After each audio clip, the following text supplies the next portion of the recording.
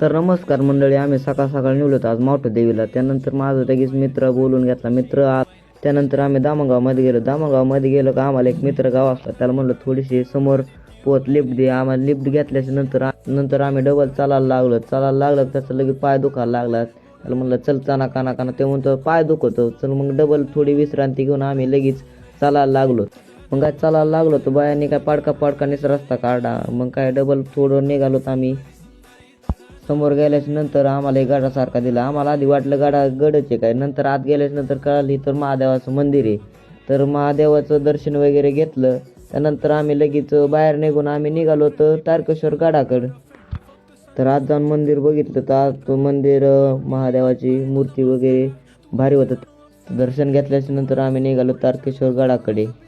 तर आम्ही तारकेश्वर गडा जवळ पोहोचलो. तर मित्रांनो तुम्ही बघू शकता तारकेश्वर गड मागच्या साईडने पाऊस लावत. तर अजून वर गेल्याच्या नंतर तुम्हाला तारकेश्वर गड. तर गडावर गेल्याच्या नंतर आम्ही बेलबिल वाजून मंदिराकडे निघालो. तर मंदिराकडे जाऊन दर्शन वगैरे घेतलं. तर त्या दर्शन वगैरे घेतल्यावर तोंडात पाय धुवून लगेच आम्ही महाप्रसाद घ्यायला गेलो. तर तिथं गेल्यानंतर आम्हाला काल इतके गर्दी होती तिथं मित्रांनो. तर कसं बस आम्ही महाप्रसाद घेतल्यानंतर खाल्ला. त्यानंतर आम्ही माहुटा देवीकडे निघालोत. तर मित्रांनो आम्ही माहुटा देवी फशी पावसला आहोत. तर आम्ही दर्शन घेण्यासाठी वर गेलोत लिफ्टने गेल्यानंतर आम्ही दर्शन घ्यायला रांगेला लागलो.